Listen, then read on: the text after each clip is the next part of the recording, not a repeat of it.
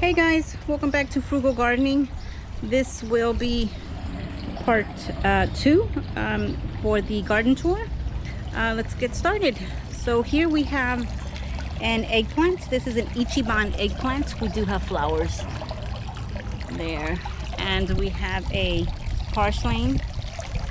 These little hardy plants, I love to grow them in these little small pots or containers. They're super heat tolerant and drought tolerant. They are perfect because I sometimes forget to water these little pots, so they make it through.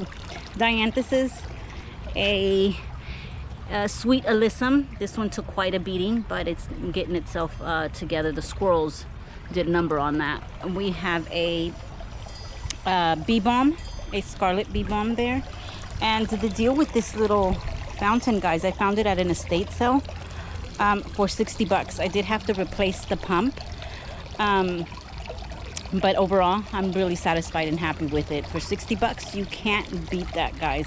We have a purple sage, an aloe that was there. I did do some digging around in there and I did see white roots, so hopefully it pushes out a pup soon. We have a white and a red petunia there. We come around here. This is a little mint patch. I have an apple mint, a peppermint, and a chocolate mint. The apple mint, guys, the leaves are super soft. Reminds me of mullein and like lamb's ear. Peppermint is the one we use the most. Chocolate mint. Now this, guys, if you guys guys that can't have chocolate, you put that in your tea or in desserts, and it gives you the chocolate flavor without the actual chocolate, guys. Here in the L bed, on this side of the L bed, I have a nasturtium. I believe this is like a purple variety of nasturtium. I just got a violet sparkle pepper there, and on this corner we have an orange king calendula. I have a few there. I have to thin these out. Under here, this is my squirrel proof, a Mira sweet Polish pepper. For some reason the squirrels like to dig it next to the seedlings opposed to the nice mature plants that wouldn't mind a beating. Here we have a pumpkin spice, a lemon spice, and on this side is an orange spice. And in the back here we have a Jimmy Nardello. In here I'm supposed to have another one there, but I'm having trouble with those seeds as well, so I'm not sure. I'm gonna try my butt off to plant another Jimmy in there because they are one of my favorite peppers, but if not, I might just have to do something else there. We have a Lacia, that's a new variety for me, a sweet pepper. We have a black Hungarian here and a Murasaki purple here. These two varieties, I kind of like to grow them for their blooms. Check this out, guys. They have the most beautiful purple blooms, not your traditional white ones for peppers. Here, Yellow Hill Kinski. I know I'm butchering that, but that's a new variety for me too. We have a Dieguito jalapeno right there, an Etuda there, and two Ajavarskis there, a calendula, strawberry blonde calendula there. Let's go back around here. This is my green bean patch here. I just came through this morning and picked a whole jar full. I am trying dilly pickles this year for the first time, and I managed to get a whole jar. We do have, I still left some that weren't quite ready yet, but I'll come back through tomorrow morning. This is a dragon's tongue. We have a French fillet, a pencil pod, and a royal burgundy.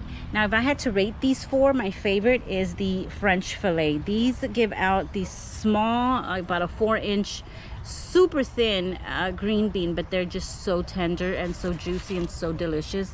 Like I said, this is my number one. Number two would be my dragon's tongue. Number three would be the pencil pot, no, I'm sorry, the royal burgundy. And the fourth would be the pencil pod. And only this pencil pod is just so prolific. This is the variety that's just giving me the most beans, guys. Check that out.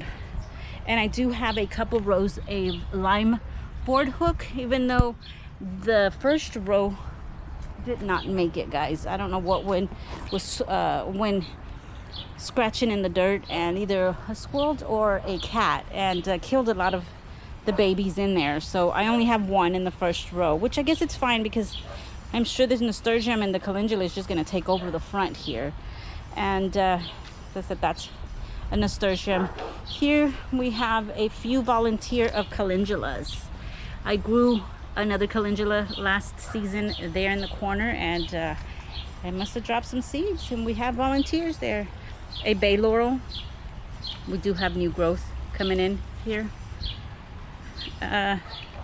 We'll go over here in this bed, another pepper bed. This year I'm doing sweet and spicy mixed in together.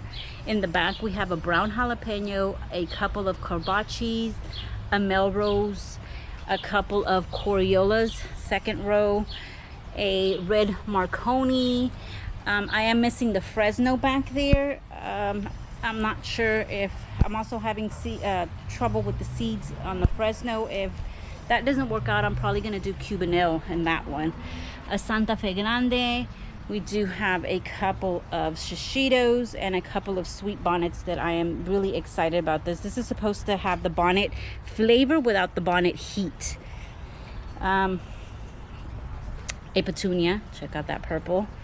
We have a Snow Princess in the corner. It's a white calendula. Another nasturtium back there. This is my flower bed. Every year I leave this bed for my flowers. And I have several varieties of zinnias. In the back I have a giant cactus zinnia, two giant Californias, a lavender gem, a Queen Violet, I believe, two Macarenas. Check out those. They're so sweet. Look at this. The color on that, it's like fire. A couple of canary yellow, bright yellow, a couple of Envy zinnias. Now this is a single bloom, guys. Check out this double bloom. I think these double blooms are like my favorite. Oh man, I can't get it. Oh, there it is. Check that out, guys. Gorgeous. And here at the end, this is supposed to be too exquisite. It's kind of like a very hot pink. I know this one is, because it already gave a bloom, but this one, this red seed must have been snuck in with the exquisite, because I do not have red. Red is not one of my faves. But it's pretty. It's looking nice, I guess, for variation. We'll keep it this year. I have no other choice. Nasturtium, different variety of nasturtiums in the front. Check out this variegation. This one is way more variegated. Check that out. I can't wait till it trails out and falls over the beds. Let's see, what else do we have here? Let's continue up here. We have a Aztec sweet herb. This one you can dice it up and put it into, mince it up and put it into your salads. And people that can't have sugar, this is a really good option. It's sweet when you bite into it, and it's very fragrant. If you rub on it like this, this one makes my mouth water. On this side we have lamb's ear, and this one is a cardamom. This is another one that you rub on it or just kind of lightly brush up against it, and it gives you such a strong smell of cinnamon. You would think it's actual cinnamon. A mum. Up here we have a couple of New Guinea impatiens. Check this out, guys. And a couple of agaves. This is another one, another cardamom. These spread and grow really fast, by the way. I started with one little clump and just dividing it, and that's how I managed to have these. This one was full, so it grows really fast. We have a fuchsia here. I'm still learning the water on this thing. I kind of overwatered it, and it dropped a lot of its blooms, which I'm learning, guys, with that one. It's a newie for me. This is a ginger bed. I did do some digging around in there, and there is ginger gonna be popping up any day now. An agave there. Let's see. Over here, this variety, I don't remember, I think it starts with the C something. It's the same variety as that hot pink one that I have back there. I got it because when the blooms were this purple, but now they're just kind of like a very lavender. I think it's getting too much sun, which I'm gonna have to rethink the location for that hanging basket. Chamomile here, a milk thistle. Check out the bloom on that. Super excited about that. Said it was kind of pink, but to me it looks more lavender than anything. But the leaves is just what's stunning on this plant. Too bad you cannot touch it. And swinging around under the tree, we have Stramanthiuses. Check the back on these. I love it. I love all the color on there. Variegated Jewels of Opar. This one gives out these wispy branches with like these teeny weeny yellow flowers. It's gorgeous, guys. We have some sedum. Check this out, guys. Did you see this? This is gorgeous. Some more sedum, some more variegated Jewels of Opar, Stramanthius, variegated Jewels of Opar, Stramanthiuses, and this is the one that I was most worried about, guys. I didn't think it was coming back, but it's pushing growth there. So I'm really excited that I don't have to replace any of these. These are all tropical, so this freeze, I was so scared. I really was. It was gonna do more damage than I thought. We have the deal with the sedum is I was hoping that it would grow in between the Stramanthiuses and the variegated Jewels of Opar and would cover some of the mulch there. Here we have a Calliope. I think that's the way you say it. I'm not sure. Eggplant. We do have flower, or a flower there. I haven't gotten around to rehanging the butterflies and the bee there. This was a Ponderosa lemon. The freeze took it. We have a Whopper eggplant. I've grown this variety before. And here is my herb patch, guys. I'm slowly filling it in here. This is a Mizuna.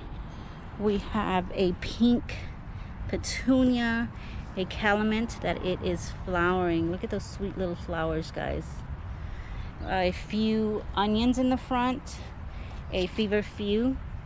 Check out the blooms on that. This is the first year I'm getting blooms on this. A mullein. Cats love to lay in there. It's so soft. A lemongrass, an agave.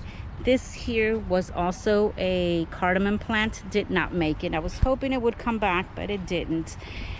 This is a last minute potato patch, guys. I kind of pulled this out from a 20-gallon grow bag that I have on the east side of the house. I didn't think they were going to come back, but we do have growth. So I'm hoping that I do get some potatoes out of here. This one doesn't look like it's making it, but hey, if I get the rest, you know, then I'm happy with that. I do have several hanging baskets off the fence with wishbones. Check that out. Super cute. I love those. That's turned out to be one of my favorite flowers because they look so good in a basket, draped. It fills in quite nicely. I have a couple of what is that, patchouli there. I only had one last year and the freeze took it, but I liked it so much that I went ahead and did it on both ends. Gotu Kola, guys, purple coneflower, patchouli. And the deal with this is a comfrey. I originally had one there and I thought I popped it out and put it in a pot, and it turned out that I didn't get all the roots because it's coming back by itself, which I'm happy about that. Sweet marjoram. We have a thyme. We have an oregano. This is my squirrel proof, guys. I do have a few empty there that I'm going to be popping at some herbs that I have in pots back there. I haven't decided just quite yet what, but I will be doing that. Anise. Check that out. And did I show you guys this wishbone, this color? Check that out. Okay, and over here we have a couple of tomatillo plants. Lots of blooms, but no fruit set yet. A few onions in the front, a red petunia. It's not getting much sun, but hopefully it makes it. We have a couple varieties of wishbones there. And guys, I think that's going to conclude our part 2 for this video. Stay tuned for part 3. Thank you very much, guys, for joining, and I will see you guys in the next video.